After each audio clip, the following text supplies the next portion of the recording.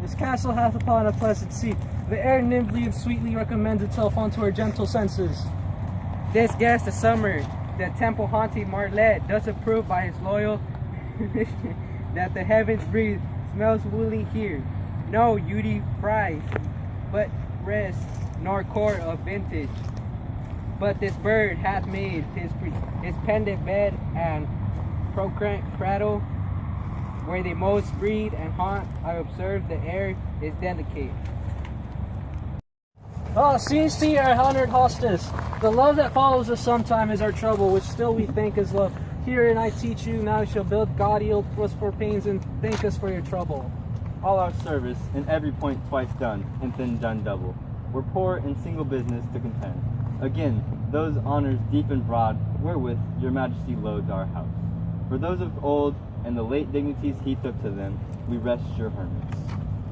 Where is Thane of Cawdor? We coursed him in the heels and has a purpose to be his purveyor, but he writes well. And his great love, sharpest spur, hath halt him to his home before us. Fair and noble hostess, we are guests tonight. Your servants ever have theirs themselves, and that what is theirs in taunt.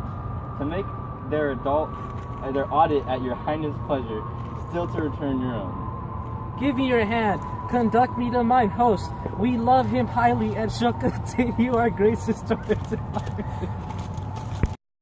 When 'tis done, then 'twere well if it were done quickly.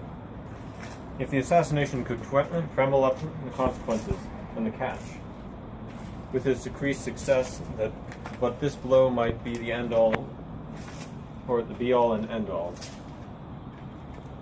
Here, upon this bank and shoal of time, we jump the life to come.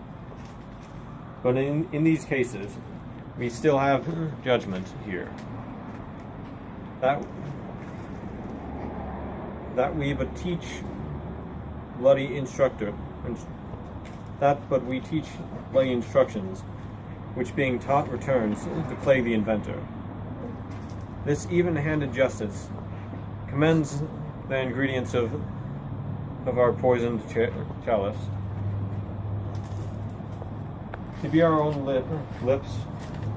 He's here in double trust. First I am his kinsman and his subject, strong both against the deed.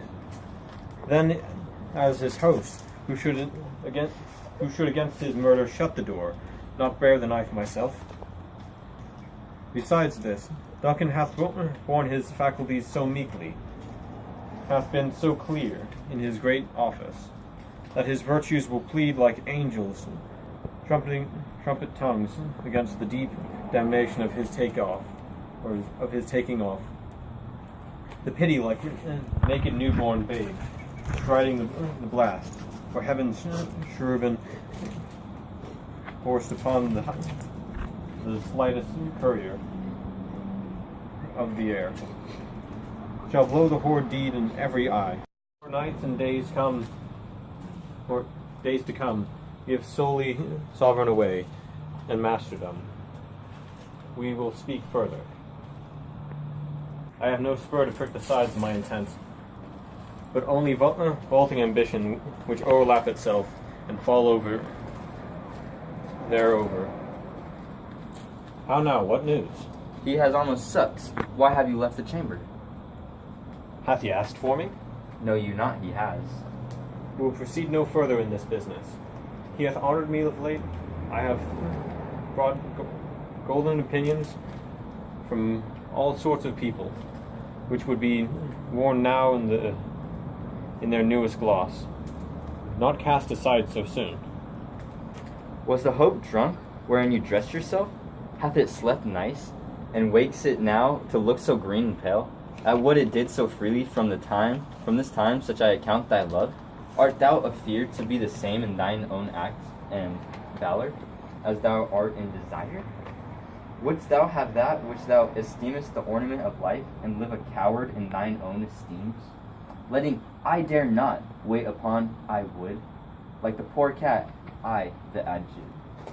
Prithee, peace. I dare do all that I may become a man. Who dares do more is none.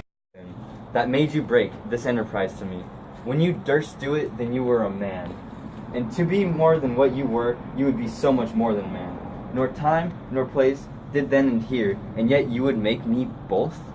They make made themselves, and that their fitness now does unmake you. I have given suck, and know how tender 'tis to love the babe that milks me.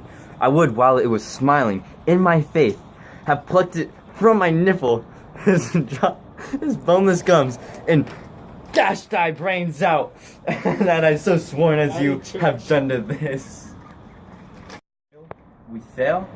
But screw your courage to the sticking place, and we'll not fail.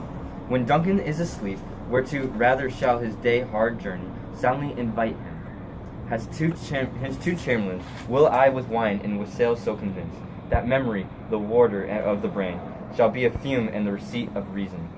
A limbeck only, when in swinish sleep their drenched natures lies as in a death, what cannot you and I perform upon? The unguarded Duncan would not put upon his spongy officers who shall bear the guilt of our great will. Bring forth men children only, for their undaunted mantle should compose nothing but males. Will it not be received when we have marked with the blood those sleepy two of his own chamber, and use their very daggers that they have done it? Who dares receive it other, as we shall make our griefs and clamor roar upon his death? I am settled, and bend upon it.